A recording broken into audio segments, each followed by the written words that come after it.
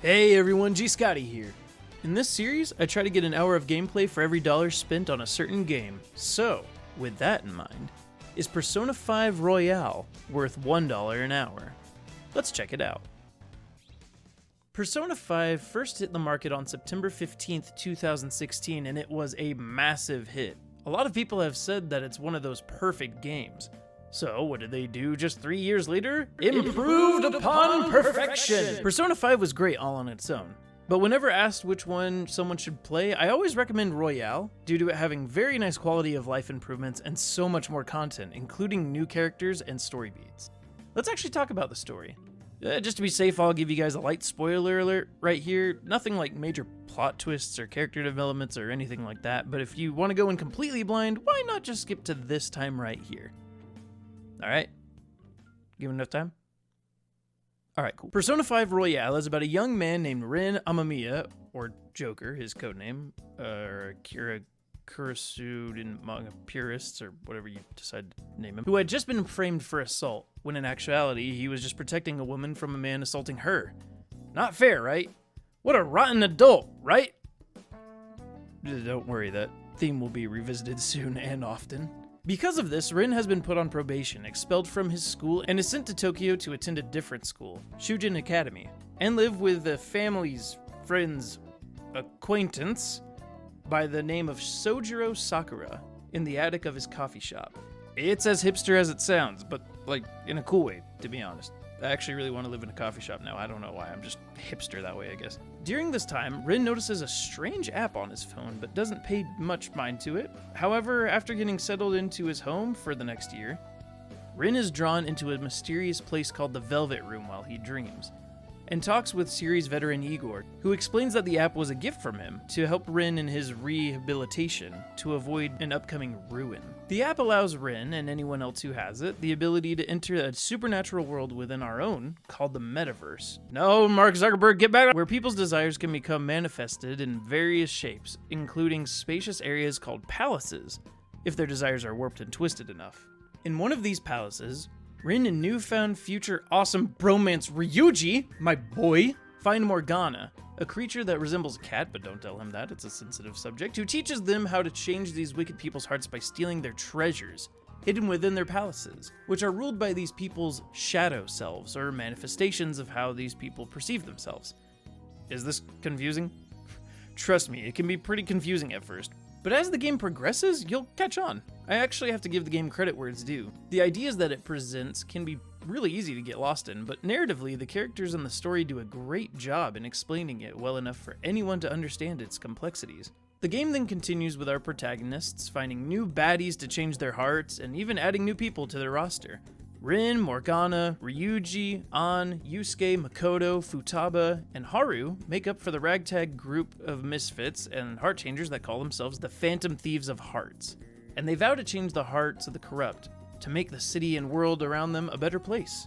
There is a lot more plot to that, like a lot. But I don't want to spoil anything for anyone who hasn't played this game. But yeah, that's the basic plot. By day, you're a high school student, down on his luck, trying to make friends, get good grades, and maybe date one of the local hotties, while by night, you're a phantom thief, a trickster, if you will, who navigates the metaverse, fighting bloodthirsty shadows and stealing treasures to change the hearts of the evildoers. All while being dripped out of your gosh dang mind. Why on earth are these guys so fresh? This is where the game really shines for me. If the game was just a dungeon crawler and puzzle solver, I think it would have gotten lost in a sea of other RPGs. If it was just a social simulator, then it would have just gotten lost in a sea of life sims. However, Persona 5 Royale is both, and it pulls it off masterfully. Whatever happens in one aspect of Rin or Joker's life, it will have a direct correlation with the other. For example, let's say you want to become closer friends with An, which why wouldn't you, she is the best girl, kid things by. So you go on outings together, give her gifts, and rank up your friendship levels in the confidant system. Not only do you get to learn more about her character, but when you go into the metaverse together, Joker and Panther, which is An's alter ego, will start synergizing better. Maybe she can heal you from a status ailment or protect you from an otherwise fatal attack. As you grow closer to the friends you have in the regular world, the more powerful you become in the metaverse. It's such a simple idea in theory, but Persona 5 Royale pulls this off with flying colors. This game is also very limiting. I know that sounds like a negative, but it's actually a really neat positive. In a lot of games, you can do whatever you want, whenever you want. Nothing is necessarily wrong with that, but it can make time in the game seem arbitrary. In Royale, time is actually the most valuable thing you have. Everything you do will take up time, so learning how to use time wisely is the key to success in this game. For instance, you know you need to study for an upcoming test at school, but one of your buddies asks if you can hang out, thus ranking you up with them. If you do one, you can't do the other. So what do? Likewise, maybe you need to work a shift at the job you just picked up because you're running short on cash, and the job will help you rank up one of your aspects that you need to have to unlock a certain side quest, but you also need to level up by traversing the metaverse for an upcoming boss battle that you're woefully under-leveled for. You can't do both, so what do? This game demands a lot of sacrifice, but that's what makes it so important. Time means something in this game. It's almost a form of currency. What you do with your time isn't just a fun side of the game, it is the game. So use it wisely. It can be a bit tricky to get when you first play the game, but mastering your use of time is one of the most fun parts of the whole gaming experience. Another huge part of the gaming experience is the combat, and you controlling and creating the strongest personas, which are basically the definition of not your grandmother's Pokemon. Personas are explained to be, quote, formed by individuals who find themselves in the metaverse and are dealing with feelings of frustration of being wronged or taken advantage of. Should the person decide to rebel and take revenge, their shadow self calls out to them, forming a mask on their face. Yeah, at least that's what the wiki says. Basically, when you need to fight shades, you rip off your mask and call out your persona. Some personas are more effective than others to certain shades. So learning how to balance the personas you create can be key to success in combat. You can mix and match some personas to create new and more powerful personas in the Velvet Room. What I like most about these creatures is that they have so much lore to them, and they are all so unique and creative. To be honest, I'm still trying to figure out how to use the persona creation more effectively. It's so deep and intricate, and learning how to perfect a persona can really give you the upper hand while fighting through tough monsters and bosses. And speaking of, holy crap, the bosses! They all play important parts in the narrative, but it wouldn't mean anything if they weren't fun to fight. However, I don't think any of these bosses miss. Well, except for one. Narratively, I genuinely think these characters are some of the greatest in any video game.